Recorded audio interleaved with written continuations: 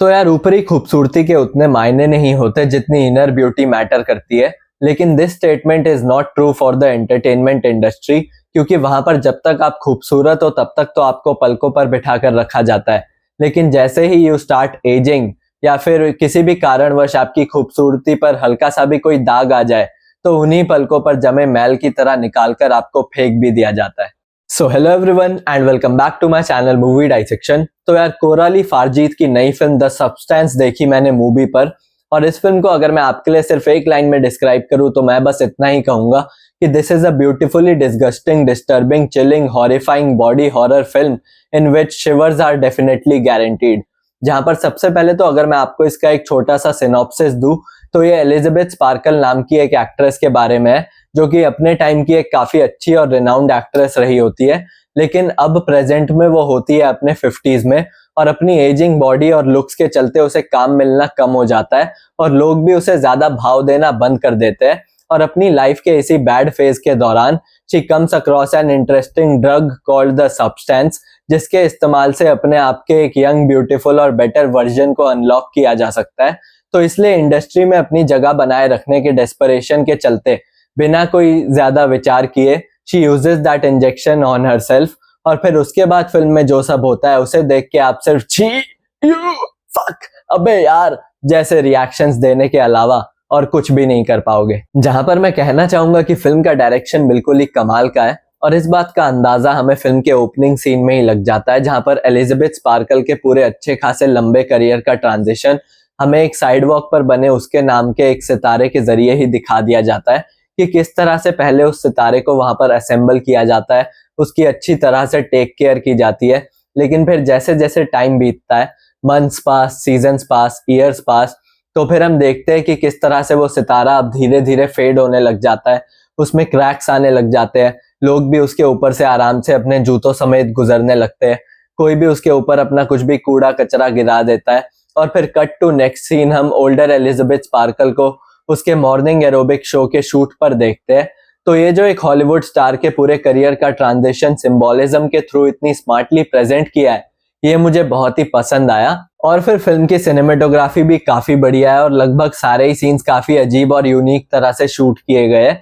जैसे कि अगर मैं आपको एक एग्जांपल दूं तो डेनिस क्वेड के ऑलमोस्ट सारे ही सीन्स फिश आई लेंस के साथ उनके चेहरे के एक्सट्रीम क्लोजअप्स लेते हुए फिल्माए गए हैं, जो कि अजीब तो लगते ही है लेकिन साथ ही में काफी एब्सर्डली फनी भी है। और ये तो सिर्फ एक ही एग्जांपल है, और पूरी फिल्म में तो कई सारे अजीबोगरीब कैमरा पोजीशनिंग्स के साथ अलग अलग लेंसेज के इस्तेमाल से फिल्माए गए कई सारे अनयूजुअल शॉट्स आपको देखने को मिलते हैं, जो कि एलिजाबेथ स्पार्कल के लोनली और आइसोलेटेड से माहौल को बहुत ही अच्छी तरह से कैप्चर करते हैं। और उसी में फिर और भी चार चांद लगा देता है फिल्म का बीजीएम, जो कि सीन्स में मौजूद टेंशन को और भी एलिवेट कर देता है। और अब मैं आपको ये भी बता दूं कि इस फिल्म ने कांस में बेस्ट स्क्रीन प्ले का अवार्ड भी जीता है, जिसकी ये टोटली डिजर्विंग भी है, क्योंकि मेरे ख्याल से इस साल शायद ही मैंने किसी फिल्म में इतना एंगेजिंग स्क्रीन प्ले देखा होगा, क्योंकि इस फिल्म का हर एक फ्रेम, हर एक शॉट, हर एक सीन इतना एंगेजिंग है कि आप एक पल को भी स्क्रीन से अपनी आंखें नहीं हटा पाओगे। हाँ, लेकिन वो अलग बात है कि आप बॉडी ट्रांसफॉर्मेशन और मेटामॉर्फोसिस वाले सीन्स में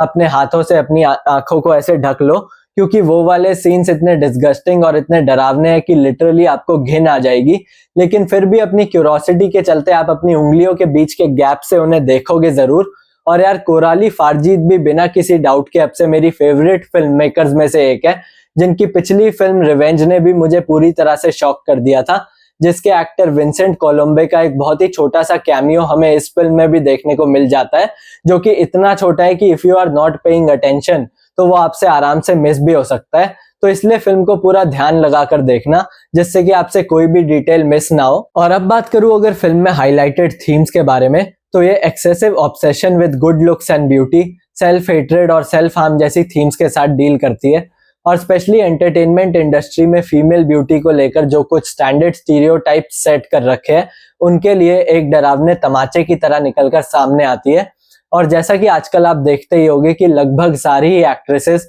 अपने चेहरे या अपनी बॉडी के किसी फीचर को ऑल्टर या अलाइन कराने के लिए प्लास्टिक सर्जरीज का सहारा लेती है, जिसके साइड इफेक्ट्स फिर कई साल बाद जाकर सामने आते हैं। तो इसी कॉन्सेप्ट को द सब्सटेंस को एज अ मीडियम यूज करते हुए बिल्कुल ही एक्सट्रीम लेवल्स पर ले जाकर बहुत ही हॉरिफाइंग तरीके से फिल्म हमारे सामने रखती है। और मेरे ख्याल से यही एक रीजन भी है कि स्यू की बॉडी को इतना ग्लोइंग और इतना कर्वेशियस दिखाया गया है, क्योंकि उसे एज अ प्लास्टिक ब्यूटी की तरह प्रेजेंट किया गया है। और ये जो इस फिल्म का ऑब्सेशन विद गुड लुक्स और ब्यूटी वाला जो आइडिया है, ये कोराली फारजीत की ही 2014 की शॉर्ट फिल्म रियलिटी प्लस से इंस्पायर्ड है, जिसे उन्होंने इस फिल्म में और भी ज्यादा अच्छी और अलग तरह से एक्सप्लोर किया है। और जो इस फिल्म का आइकॉनिक पीठ चिरने वाला सीन है, उसका भी एक छोटा सा ग्लिम्स कोराली मैम ने अपनी उसी शॉर्ट फिल्म में ही दे दिया था। तो आप चाहो तो एक बार उस शॉर्ट फिल्म को भी चेकआउट कर सकते हो, जो कि यूट्यूब पर फ्री में अवेलेबल है। एंड अब बात करूं अगर एक्टिंग की, तो डेमी मूवर और मार्गरेट क्वाली ने एकदम खतरनाक काम किया है,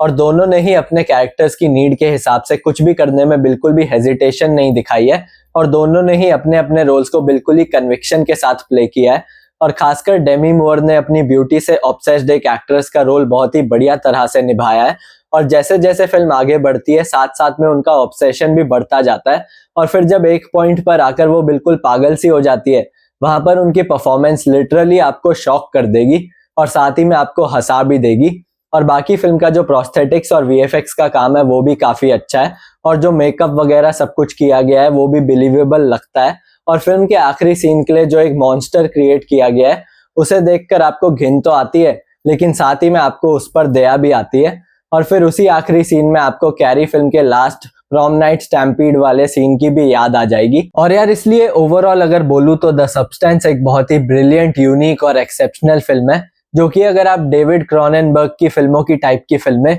या फिर इन जनरल बॉडी हॉरर और ह्यूमन बॉडी का अनयूजुअल डिस्टॉर्शन देखना पसंद करते हो, तो आपको किसी भी कीमत पर इसे मिस नहीं करना चाहिए। और बाकी बात रही पेरेंटल गाइडेंस की, तो फिल्म के कई सारे सीन्स में कंप्लीट फीमेल न्यूडिटी है, और फीमेल बॉडी पार्ट्स को काफी एक्सट्रीम क्लोजअप्स में एक सेक्सुअल मैनर में दिखाया गया है, और काफी तगड़ा वायलेंस और गोर भी है। हाँ, लेकिन ऐसे कोई सेक्स सीन वगैरह नहीं है, तो इसलिए अगर आपको इतना चलता है तो फैमिली के साथ देख लेना, वरना बाकी तो फिर आप समझदार हो। और इसलिए आज का रिव्यू तो यहीं एंड करते हैं। और अगर आपको मेरा रिव्यू अच्छा लगा हो तो चैनल को प्लीज सब्सक्राइब करो, और वीडियो को लाइक करो, शेयर करो, और मेरी थोड़ी सी केयर करो। एंड मिलते हैं नेक्स्ट वीडियो में, और तब तक के लिए अरिविदेर्ची दोस्तों।